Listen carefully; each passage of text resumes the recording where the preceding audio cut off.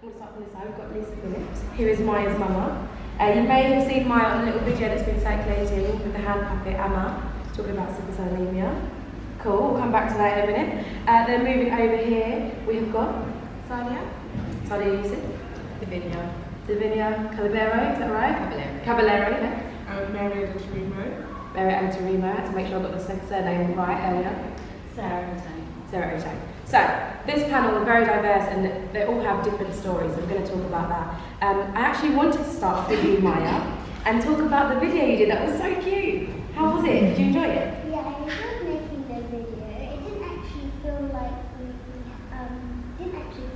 work, like that to do that. It just felt fun. But you know what? I saw how fun it looked just watching it, seeing your face like that. I thought, I want to be doing that because that looks like a lot of fun. Now, I was going to ask you who the puppet was, Emma, but I found out it was your mummy. So how do you get dragged into it, Lisa? Well, I work as an actress anyway. Okay. So, I've done The Lion King, worked with puppets in The Lion King. Yeah. And we had a puppet, a friend of ours gave us a puppet, and we had planned to use it in filming with him.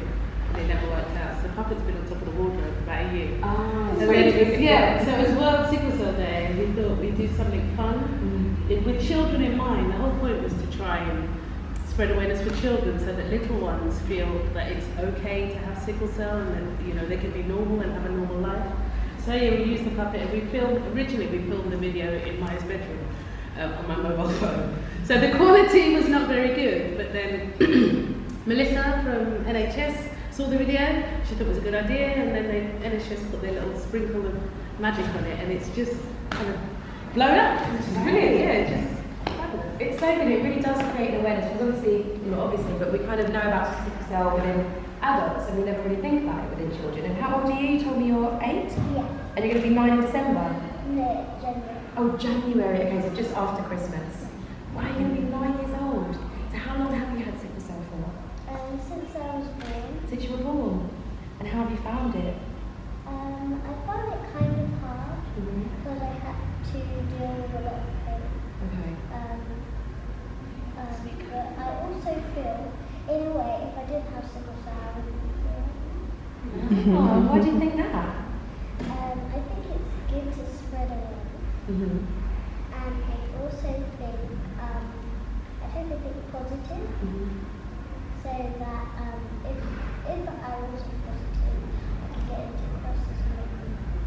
Okay, so you think it's all about a mindset. I like that. High five to that, Maya. So, Lisa, you are a carrier of sickle cell, is that correct? Okay. And how has that been for you, especially when you found out that you were going to have Maya and she was going to have sickle cell? I mean, I found out I was a carrier when I was 11, so I just had a routine standard procedure. But at the time, it didn't really mean anything because I was a child. And also, I wasn't affected by any of the symptoms. So I think there are a small minority of people who are affected by the symptoms as carriers, but I don't have any symptoms at all, so I just went on as normal. And then it wasn't until I was pregnant and I found out she could possibly have it, because I didn't go through the whole amniocentesis to find out specifically if she had it. I waited for the heel prick test. So I found it out when she was about 3 or 4 weeks old, and it was like, it was a complete change in mindset. Because I was still in there's only a 25% chance of her having full-blown sickle cell, it will be okay, it'll be okay. And then, when you hear the news, you have to change everything. I'm constantly fussing about, has she drunk enough water? Is she warm enough? Have I left home with painkillers? You really do have to change kind of how you operate and what you do. But then you can manage it. It's not too complicated, as long as you know what your triggers are. If you know that you get cold, put an extra jumper on. So it's manageable. Yeah. Okay, I'll come back to you in a minute, guys. Don't you worry. Okay, so moving over, Sadia, you were born with sickle cell as well, yes. So tell me how your journey was, and also I know you have written a blog piece, secondly on it, and did you find it really hard, or did the pen just kind of flow along when it was written? Yeah, so I was born with sickle cell and kind of just,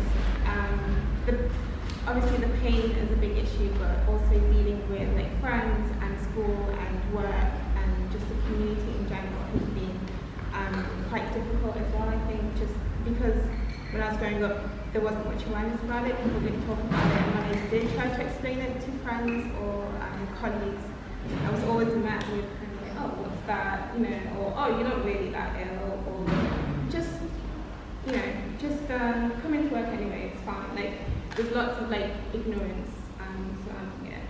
So yeah, so when I wrote for Black Violet, that was what I was writing about. I was writing about my experiences with sickle cell in the workplace, with managers, with the kind of questioning that they would give me, and it was difficult to write about it, just because obviously my friends know what happened, but to talk about it in such an open space, I was scared to kind of get the same sort of reaction, but the reaction was completely positive, and I think just being able to having the confidence to just talk about the little ways that sickle cell affects you.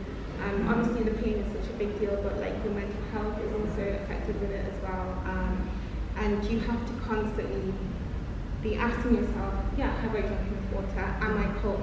Or am I warm enough? If I work out today, like, is that going to push me over the edge? Like, lots of little things that you just have to be aware of. And I think just talking about that as well is, for me, just as important as talking about, you know, the bigger issues as well. And just, again, the more that sickle cell is talked about and it's in the news or it's talked about in our communities, the more like people are like giving blood and just having an open space like this where you can come and talk freely is just as important. And what's really interesting is you mentioned how like your boss would say, oh, come in, you're fine. Yeah. It's because you can't see it from the outside, it's like a feeling internally. Yeah, and then I think with sickle cell as well, like, it's so painful, but like, you're not going to, you're going to hold the pain, like you're not going to be screaming or anything like that. So it's hard to kind of portray just how painful it is from the outside as well. So yeah, I think from anyone looking out, it does seem like you're fine, but obviously only you know like how painful it is. So many of you found out when you were 4? Yeah, which is quite funny because my aunt has sickle cell, but the fact that there's not much knowledge about it back then in the 80s, they didn't relate to say that I had the same illness. My parents just realised that I've always got tired, or I was always in pain whenever it got cold, or I'd be dehydrated, always asking for more. My journey kind of differs from a lot of people who, most people know sickle cell as just pain when you go through a crisis, but with me it's been totally different. I first realised how serious sickle cell was probably at the age of 15 when I had a crisis in my spleen and they decided that they wanted to remove it. Me being a 15-year-old was like, no, I'm not having any operation, far too young. As I get older, I'll see how it goes. Got to the age of 22, was 5 months pregnant, had a really bad crisis in my legs and back. My spleen started to play up again, had another crisis. And from what I was told, the spleen took all the blood, so the placenta wasn't getting in me, and I had a miscarriage about 5 months. So that was my first time when I realised, okay, sickle cell is not just pain. After that, I realised it started to affect the eyes. I woke up one day, couldn't see anything, just see little bits, blood floating all around. Went to Google, as you do. For some reason, I decided to put in sickle cell and blindness, and I realised there's a thing called retinal which affects the eyes, which is basically your sickling, just like you do with your arteries, it's in the back of your eyes. Because the back of your eyes are so small vessels, they burst or they scar. So what happened in my right eye was I was getting leaks, which I could see, so it blurred out my vision, but I was having them in this eye also, the left eye, and because I couldn't see it, it was scarring, it started to pull the retina away. So basically when I had blood leaks in this eye, I couldn't see anything. They discovered the retina was pulling away and they did manage to fix my vision and I could see perfectly now. I find at times, just like with how a crisis happens, I sometimes get blood leaks in this eye so I can't drive. I remember one time it happened for about 3 weeks, I couldn't breathe, I couldn't watch TV, I couldn't even look at my phone. I just basically had to wait till it cleared because they didn't want to operate. Because with sicklers, they say they have to be very extra careful. Joan didn't end there. 2013, I found out that I had kidney problems. And they said, oh, don't worry about it, it won't affect you till you're over 50, you might need a transplant. 2016, May, my kidneys failed. And I spent 14 months on dialysis. Thankfully, my brother was a match, and last year he gave me one of his kidneys. And so it's been so frightening, so scary, but it didn't end there. 3 weeks ago, I found out that I'm facing an injection with the kidney, and they gave me a course of steroids, which caused an all-over-body crisis. This was like 3 weeks ago, and I haven't had a crisis for over a year now. So it was a shock to me. I actually was screaming because the pain was so bad. And the fact is, because I do have a transplant and my kidneys don't work, they can't give me the strong drugs which I need to take away the pain. So they can only give me a certain amount of pain killers, which doesn't take away the full pain. So I'm still in constant pain. I actually did a live on my Instagram, just because the way I was being treated in the hospital, I felt like they were treating me like a drug addict. I was in so much pain, they actually had a security guard outside the door because I was screaming in pain. The pain couldn't get under control. And so I did a live, and I think it showed people what it is like. Because many people will hear you go through crisis or hear you go through this, but they don't actually know what it's like when you need to be having, you need oxygen. I was calling for anti-nox, which is gas and air, because the pain killers weren't controlling my pain. I have to say it's a traumatic experience. I'm still actually recovering from it now. I didn't think I could be here today because I'm still in pain. It's never taken me this long to recover from a crisis before. I was having problems walking, having problems in my arm. I couldn't do my hair, so I had to wrap on today. But yeah, sickle cell isn't just crisis. I know I have to have transfusions every 6 weeks because they say it will help the kidney. But in the long run, it might mean that I might not be able to find a donor so easily because I'll build up antibodies. So do keep in mind, sickle cell isn't just about pain. There's so many complications you don't hear about. As you get older, you start to get affected. Like, you've got people on our choir that have epilepsy, which might be related to sickle, they don't know. Hip operations, there's so much that happens with sickle cell that you just don't hear about because it's not put out there, which was fantastic for us to do Britain's Got Talent because it gave us the opportunity to get the awareness out there. I'm definitely going to come back to Britain's Got Talent and be positive in the choir. Which that's really interesting is you've mentioned how even at the hospital they thought that you were a drug addict or you wanted too much drug, you wanted all this attention. You think, but you should know. Like, I'm trying to create an awareness for just the general public and people within the medical group. They should really know. Well, they may not know what it feels like. They should have trainers, some of them, because it will be a special team. Like my breathing doctors and nurses knew nothing about sickle cell. So when I was actually sickling while on the dialysis machine, it's pulling out your blood and it's moving the pain around, and they're coming to me like, oh, it's a dialysis cramp. And I'm like, no, it causes pain and the cramp are too good to pain. Because the pain is being pulled out of you, it's not actually working. So I think the more awareness we do give opportunities like this to spread, the better it will be, because you do have nurses that never experienced a sickle patient. So when they do have one around them, they don't know. I had a nurse actually come and tell me, I'm so sorry, I didn't know your pain was so severe. They thought it was a pain, but they thought it was actually a pain. You don't know. It's next to childbirth. I've experienced that. It is next to childbirth, and it's one of the worst things you can imagine. You physically want to take yourself out of your body and go elsewhere. Maria, we'll come to you. I just want to head over to you. So obviously you are a doctor, aren't you? So kind of tell me your experience of it and how you've helped to create an awareness, and if you've ever experienced with staff the same sort of thing that Davinia's experienced. So me personally, I've got members of my own family with sickle cell disease, but growing up it wasn't really a thing between someone having the disease and what the rest of us can do about it. You kind of just carry on with life. So I think my first real kind of hit of the relevancy of the disease was when I was on placement before I was a medical student, shadowing a consultant in Evelyn Children's Hospital in St Thomas and Guy's. And I saw so much. It was an amazing placement. And we went to the consultant's office, we were chatting, and then I saw a funeral card of a young girl. She was really pretty, beautiful little black girl.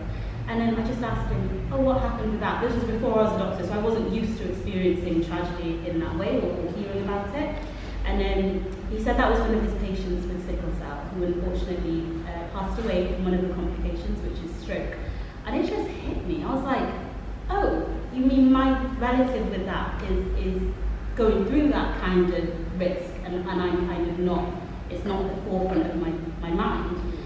So I carried on, I got into med school, I was studying, and I was studying in Birmingham, so if you're wondering where my accent is from, I'm based in Cardiff. I studied in Birmingham, and there's quite a few more black people there, and lot of us a bit scarce. But I was on the thalassemia and sickle cell ward, so I got to do a lot of work with patients there and kind of seeing what they were going through, arranging transfusions and studying more into the illness. So for me, raising awareness has been important because of my own lack of awareness. Like as a medical professional, as the relative of someone with it, and yet still with my head in the sand, I was like, this isn't right. So yeah, that's kind of, for me, why I'm passionate about it and want to speak about it. I have to say, you're the most glamorous doctor I've ever seen. I didn't hear anything you just said. I was like, wow. I don't look like this at work. Yeah, you're giving me a heart attack. That's right. Okay, no, coming to you. You were told maybe before you were born. And how has that been for you, and how's your life been today? So my mum herself, she has sickle cell, so that's another story in its own. But when she met my father, because they're both Nigerian, so at the time I think the awareness and education behind it wasn't so high. So he thought, no, he doesn't have anything. You know, as a carrier, there's no major symptoms that most of them see. So with that, they had me, and then I ended up having sickle cell. They had my sister after me. Maybe. Also has it, and then my younger sister has it. So our family literally is like all three girls having sickle cell, and then we've got other family members in our like uncles and aunties.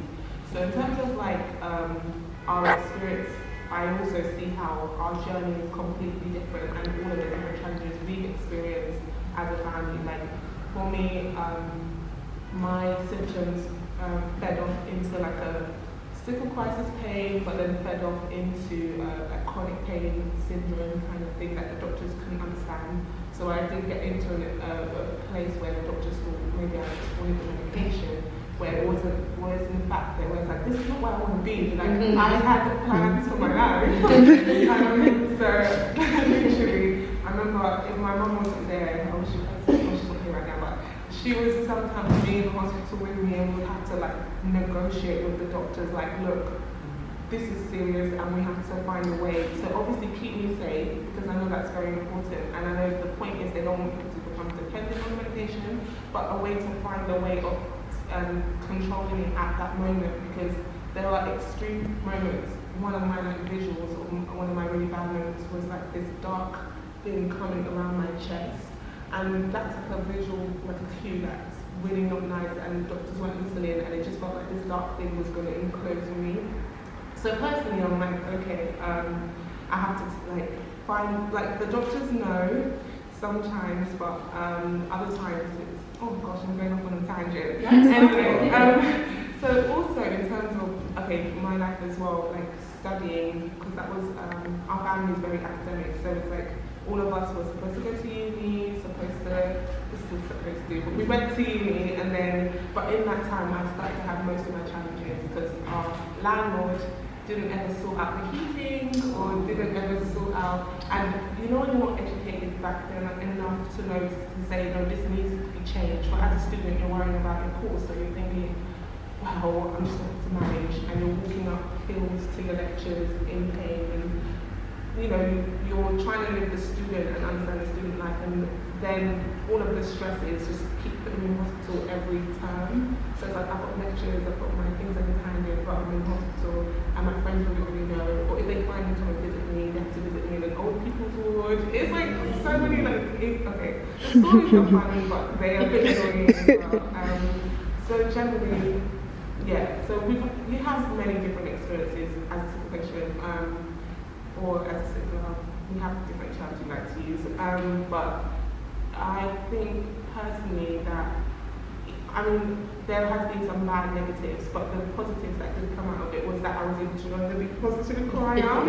So that was really fun. And meeting other sicklers who, or people with sickle cell, meeting them and sharing our stories, because I think my main issue, I have it with my family, I'm able to express and network of them from their experiences, but to also meet other people who I didn't really know, but some of the personal things that I was dealing with, I was able to like come to her and ask about, why is my eye bleeding, like what's going on, and she was able to give me advice and say, no, maybe lie back. But having that network, that definitely helped. And now social media is there, we're able to be a bit more connected in that way. But it's awareness. Absolutely. So we've spoken quite a few times about being cold. So Maya, tell me, when you're cold, how does that affect you? Does it become more painful? Why is it that you need to keep warm? Do you know? I think when I keep warm, it means that my joints won't get really cold, which start bursting. Okay. Well, I feel staying warm makes a difference. But I have to put quite a few layers. Do you? So you get your big woolly coat for Christmas, a huge one. Make sure you're really nice and warm because I think we're going to have a bitter winter. That's for sure. Okay, so I just want to throw some stats to all of you, just so you can kind of just get a bit of information into your mind. So sickle cell disease is the most common inherited genetic disorder in the UK. The disease is usually found in people of African heritage in 90% of British patients, although it's also found in those from the Caribbean, Middle Eastern and Mediterranean backgrounds. So that's one of the reasons why we urgently need to sign up 40,000 black blood donors. Also, patients needing regular blood transfusions need more precisely matched blood, so that's why ethnicity plays a big role. So most sickle cell patients are of African and Caribbean descent, which is why we need a lot more African and Caribbean descent donors to help match the blood. Now this one, so the RO phenotype is what we need obviously ladies to know about this. It's a type of, so phenotype is a blood subtype in our blood. So I don't know if everyone knows what their blood type is. I gave blood last year for the first time, and that's the only time I actually knew what it was. But it's basically a part of the blood that can help those that have sickle cell anemia, and it's more likely found within Black, African, Caribbean blood type. So that's why, again, it's really, really important. And also, very interesting, one donation can save up to 3 lives because it can be split up into 3 components. You have plasma, you have the red blood cells, and you have platelets. If you don't want to give full blood or plasma, you can just do platelets as well, which is, I think it takes a bit longer, is that right? Yeah, but it's still an option. And the whole thing, from going in, signing up, giving blood, coming back out, getting your biscuit and your Ribena, only really takes about an hour. And for me, it feels like a blood test. You just sat there for quite a bit longer. So I just want to quickly talk about the reason why I got into this and have teamed up with NHS Give Blood. Years ago, I lost my auntie to sickle cell anemia, and I didn't really know anything about it. And when I was 21, which was 10 years, no, not when I was 21, when my brother was 21, I was 14 at the time, he was stabbed by a burglar and lost a lot of blood. He didn't have sickle cell anemia, but he did have 48 pints of blood transfused through his body. He had 6 blood transfusions. And I never really knew about giving blood. I don't think it's something that we ever really spoke about in the family. I feel like it's something that maybe within white families is spoken about a lot more. I've got quite a few white friends, and they were like, yeah, we spoke about it for Christmas, and we've got to sign up for blood. We never really spoke about it. And it was kind of years after, I did a lot of musical theatre, and I would dance, I'd do 8 shows a week, and I'm like, oh, I can't give blood because I'm going to be tired, or I can't do that show then. So I found excuses to not give blood. And when I really stopped and looked into it and found out more and met with the NHS team, I realised that there is a lot that I'm not aware about, especially when it comes to sickle cell. So I sat with a lady called Susie Brown, and we wrote up lots of facts and access that she could give me if I could try and take this TV. I do TV presenting now. And I took it to the One Show. And I remember